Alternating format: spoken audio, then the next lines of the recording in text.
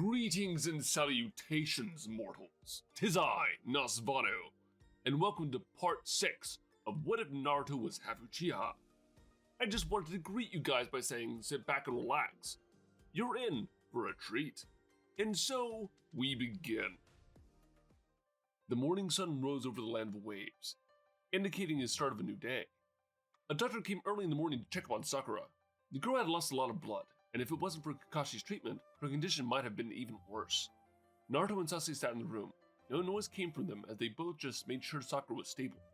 The pink-haired Genin had yet to wake up, making their team worry about her condition. What else could it be done? Naruto asked, sitting a few feet away from Sakura, watching her closely in hopes to see her wake up. Don't know, honestly, Sasuke said, staring out a nearby window. If only I was faster! Naruto glanced over to Sasuke after a moment, seeing the boy wasn't even arguing with him. Sasuke also blamed himself for Sakura's condition. If only I was stronger. Suddenly the door opened with Kakashi standing there. Even with his mask on, the boys knew he had something planned. It's time we started training. I talked to Inari, and she will be taking care of Sakura. Inari? Naruto asked, cocking his head sideways. She's Tasuna's daughter. Anyway, there's a nice forest behind the house. We'll be doing our training there. The two Uchihas locked eyes. Both silently agreed. We need to be stronger, Sasuke said under his breath, only loud enough for Naruto to hear. The boy gave a slight nod in response, determination filling their hearts. Let's get going then. If you can finish training within, let's say 4 days, then I'll teach you a new jutsu. Kakashi said this with a slight smirk under his mask. He knew that now he got the boys fired up. Naruto's eyes widened at the prospect of a new jutsu. Instantly, the two boys launched up. Let's do it! The two exclaimed simultaneously. With that, the three went over to the nearby forest. There weren't any people nearby for about a kilometer, so they won't be bothered. The sun shined through the treetops, slightly lighting up the otherwise dark area. The trees were taller than any building the boy had ever seen. Alright, let's get started, Kakashi said, walking up to a tree. What you'll be training is something called Chakra control. This allows a ninja to walk on any surface. The Jonin planted his foot against the tree as he surprisingly started walking up it, showing no struggle at all, even upside down. Kakashi walked across a hanging branch, standing on the other side, making it look like he was hanging. An advanced form of chakra control is where a ninja can also walk on water, but we'll get to that at a later point. The man suddenly jumped down, landing easily in front of the two. To do this, you need to concentrate your chakra into the soles of your feet. You need to find the perfect balance of chakra, enough to carry your weight, but not so much that you'll be flying off it. This is the only explanation you'll be getting. Kakashi threw 2 kunai at the top of 2 separate trees. Bring me those kunai and I'll teach you the jutsu. Kakashi merely walked off, leaving the Uchihas to figure it out on their own. I'll race you to the top, Naruto shouted, running up the tree, but as soon as he attempted to run up it, he was launched back into another tree. Too much chakra. Sasuke tried stopping his laughter, but he couldn't help himself. You seriously think it would be that easy? Here, let me show you how it's done. The boy quickly ran up to a tree, but as soon as he got about a meter up, his feet slipped, making him fall flat on the ground. Naruto had a smug look before saying, Not as easy as it looks, huh? Shut up! With that, the boys started their long, excruciating training. Unbeknownst to the boys, while they were busy, the village doctor came back to check up on Sakura. The slice across her chest seems to have nearly shattered her sternum. She might take a while to recover. Sadly, she will have a scar there. I think such a young girl would have such a fate fall onto her. How long do you think her recovery will take? Kakashi stated stoically. It'll be about a week for her to start moving again. You're looking at about a month for her to fully recover. Let her get as much rest as possible. Don't allow her to get hurt again or else, you know. The man slowly packed his bag. Thanks for coming. How much do we owe you? Kakashi asked, not taking his eyes off his student. Don't worry about it. You're here to protect Tazuna, right? He's done so much for us, so this one is free of charge. I'll be leaving now. Damn it. Kakashi said under his breath, to think this happened under his watch. This is the first mission I took you guys on, and look what I allowed to happen. I didn't protect you at all. Kakashi looked down on Sakura and looked at her pained face as she slept. Hey, sorry to bug you, but I'll be heading to the building site now. Are you coming? Taza asked Kakashi, slightly surprised to Jonin by his sudden appearance. Right. I have a mission to do. Sure.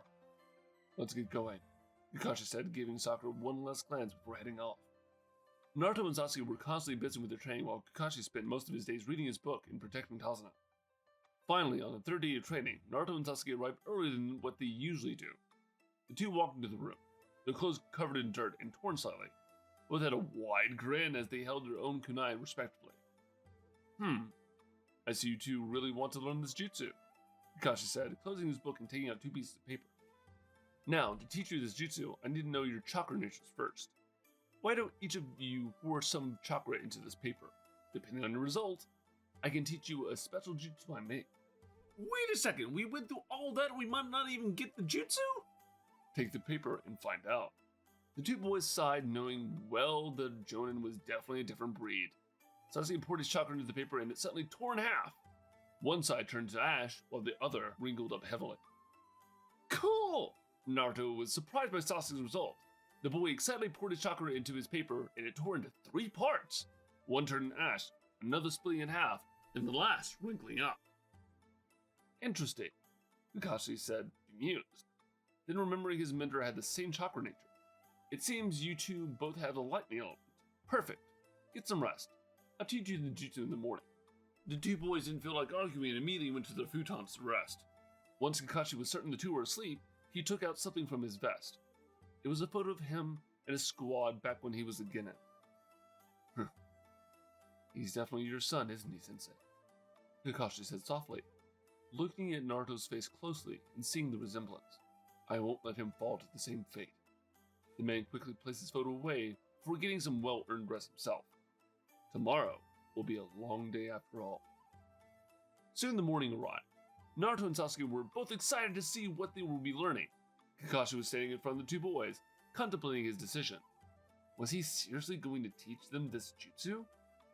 Naruto already had his Sharingan active, letting Kakashi know he was ready to copy the jutsu at any moment. The jutsu is something I created when I was a genin. It's considered an A-rank jutsu. What rank is the fire jutsu? Sasuke asked, perplexed. The fire dragon Naruto copied was a B rank. You two created A rank with the combo jutsu you did.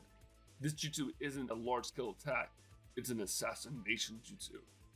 The two boys straightened up hearing the word assassination. This jutsu is not a joke. Kakashi quickly started forming a couple of hand signs with Naruto monitoring him closely. Lightning style, Chidori! Kakashi announced, his hand getting covered in a blinding light. The sound of thousands of chirping birds rang through the boy's ears. Kakashi charged straight at the tree, planting his hand straight into its trunk. Once the lightning had died down, a large gaping hole was left in the tree. This is the jutsu that I'll be teaching you. Naruto looked at the tree as what he just saw was the coolest thing he's ever seen to happen. Awesome! Sasuke, on the other hand, tried holding his assignment. This jutsu will extend their battle capabilities immensely. Kakashi-sensei, can you show me the jutsu in about 3 more times? Nope. That's your only showcase. I'll be showing you the hand signs, and that's it. But you did it so fast I can only copy half the jutsu. Kakashi had a smirk under his mask. Good. Now you can train it instead of simply copying my jutsu. Naruto pouted heavily, knowing that it would be way easier just to copy it. Unbeknownst to the group, they were being watched. Seems like our next interaction may be more difficult than I expected. This jutsu will be a pain to deal with, Haku said from the treetops above, just far enough away to not get noticed. With this, the Uchihas fell back into training. Never again will they allow themselves to have their teammates hurt. This is the best chance they can get. A great jutsu, coupled with chakra training. I'll finish the jutsu first! No, you won't, knucklehead. Oh yeah? Why don't we race? Whoever wins will have to make dinner for the next 3 months! Oh god, no. If you cook them, we'll die from food poisoning. What? Bite me, Sasuke! If there was one thing that wasn't changing anytime soon, it was their dumb rivalry. Thank you all for indulging yourself in the story thus far. Hope you enjoyed it. Now, there are a few more things I'd like to go over before the video ends. Firstly, we've got a primary channel called We the Celestials. We the Celestials is what we do here already, but their content centered around the crazy world and lore of My Hero Academia. so please check us out over there if you're feeling in the mood for a roller coaster of quirky content. We also have another relative to our channel, Anime Deep Dive. Anime Deep Dive goes deep into the facts and lore of a wide variety of anime. Be sure to expand your weeb knowledge for all kinds of series guaranteed. I'd like to let everyone know on behalf of We the Celestials, I'd like to thank everyone involved in the production of today's awesome content. Their details will be in the description below. If you're perhaps interested in what we do here at WTC, then I would like to extend an invitation out to join the team. The only caveat being that we only accept members 16 and older to join the crew. You can find us on our Discord, which you can locate in the description below. Our Discord is an all-around fantastic place to be, whether you're a fan or just looking to join our band of misfits. All you gotta do is hit up the recruitment server and sign up for whatever category of work fulfills your interest. We're always looking for members to join us. Well, that's it from us for today's video. So thank you all for watching and have a great day.